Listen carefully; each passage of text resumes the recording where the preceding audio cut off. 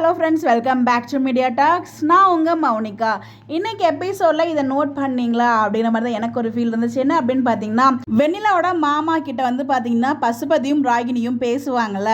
So அப்போ வந்து நம்ம மாமா சொல்லுவார், ஸோ விஜய் தம்பி நல்லவராக தான் இருக்கார், அவர் பக்கம் எந்த தப்புமே இல்லையே அப்படிங்கிற ஒரு வார்த்தை மட்டும் தான் சொல்லுவாரே தவிர மற்றபடி எதுவுமே பேசல. பட் அவங்க செல்லேருந்து நிறைய வந்து பிரெயின் வாஷ் பண்ணிட்டு இருந்தாங்க மாமாவை. பட் மாமா கிட்டேருந்து எந்த ஒரு ரிப்ளையுமே இல்லை.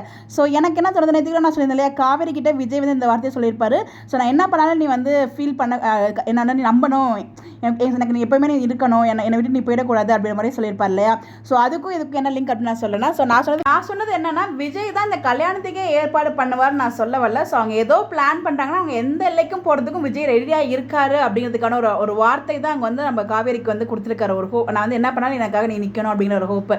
நான் இதுதான் பண்ணுவேன், அவருக்கும் இதுதான் பண்ண போகிறேன்னு அவருக்கும் தெரியாது. பட் அவங்க வெண்ணிலாவை மூவ் பண்ணுறதுக்கு, வெண்ணிலா வந்து அவங்க வீட்டு போகிறதுக்காக எந்த எக்ஸ்ட்ரீம்லாம் போகிறதுக்கு ரெடியாக இருக்காரு. ஸோ அதுக்கு முன்னாடியே வந்து பார்த்தீங்கன்னா காவேரிக்கு ஒரு ஹோப் கொடுத்துருக்காங்க. இந்த மாதிரி வந்து பார்த்தீங்கன்னா நான் பண்ண போகிறேன் அப்படின்னு அவருக்கு இன்ஃபர்மேஷனாக கொடுத்துருக்காங்க.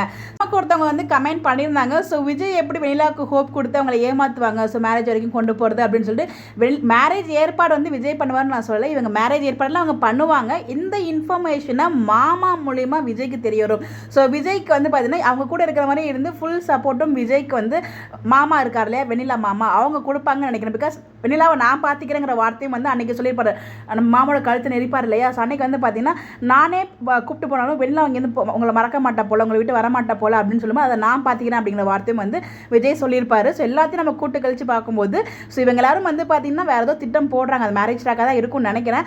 அந்த ட்ராக்குக்கு வந்து அவங்க ஆரம்பிக்கிறது அந்த பசுபதியும் ராகினியும். பட் இவங்க விஜய்க்கு சப்போர்ட்டாக இருக்குது எனக்கு தெரிஞ்ச மாமாவாக இருக்கும். இது ஃபுல் அண்ட் ஃபுல் என்னோட ப்ரெடிக்ஷன் தான். இதுதான் நடக்கும் நான் சொல்ல வரல. இப்படியும் நடக்கிறதுக்கு பாசிபிள் இருக்குது. ஏன்னா மாமா வந்து சைலண்டாக தான் இருந்தார் இன்னைக்கு எபிசோடில். நினச்சிருந்தாருன்னா அவருக்கு ஏதாச்சும் ஒரு 2-3 கமெண்ட் சொல்லியிருக்கலாம் அவங்க மைண்டை மாற்றும் போது. பட் அவர் எதுவுமே சொல்ல, அமைதியாக தான் இருந்தார். அப்படிங்கிறப்போ சைலண்ட்டாக இந்த விஷயத்தை எல்லாத்தையுமே வந்து பார்த்தீங்கன்னா விஜய் கிட்ட இன்ஃபர்மேஷன் போகும் மாமா மூலயமா. ஸோ அதுக்கப்புறம் விஜய் வந்து பார்த்தீங்கன்னா கோயிலுக்கு போயிட்டு அவர் என்ன சம்பவம் பண்ணுவாரோ அதை சம்பவம் பண்ணுவார். கண்டிப்பாக வந்து பார்த்தீங்கன்னா மிரட்டிலாம் விஜய் வர வைக்க முடியாது. ஸோ இன்னொரு நிறைய பேர் என்ன நினைக்கிறீங்க, விஜய் அரெஸ்ட் பண்ணிடுவாங்க அப்படின்னு சொல்லி. என்னை பொறுத்த வரைக்கும் விஜய் அரெஸ்ட் பண்ண மாதிரி எனக்கு அப்டேட்ஸ் கிடைக்கல. என்னோட ப்ரொடெக்ஷன் எப்படி விஜய் அரெஸ்ட் பண்ணுறதுக்கு அங்கே பாசிபிள் இல்லை. எந்த ரீசனை வச்சு அவங்க அரெஸ்ட் பண்ணுவாங்க, என்ன ஒரு காரணம் இருக்குது, காதல் பண்ணது ஒரு காரணமா, அப்படிலாம் கண்டிப்பாக வாய்ப்பே இருக்காதுங்க. ஸோ அதுக்கெல்லாம் ரீசன், அரெஸ்ட் பண்ணுறதுக்கெல்லாம் ஒரு நல்ல ரீசன் இருக்கணும். ஸோ அதுக்கெல்லாம் வந்து வாய்ப்பே கிடையாது. பார்ப்போம். என்னோட தெரியல, எம்என் டீம் இப்படினாலும் கொண்டு போகலாம். பட் இப்போ நம்ம ஒரே ஹாப்பி முல்லே வச்சிருக்காங்க, அந்த ஒரு ஹாப்பி முல்லே இருப்போம். பட் என்ன நடந்தாலும் we have to support them, that's all.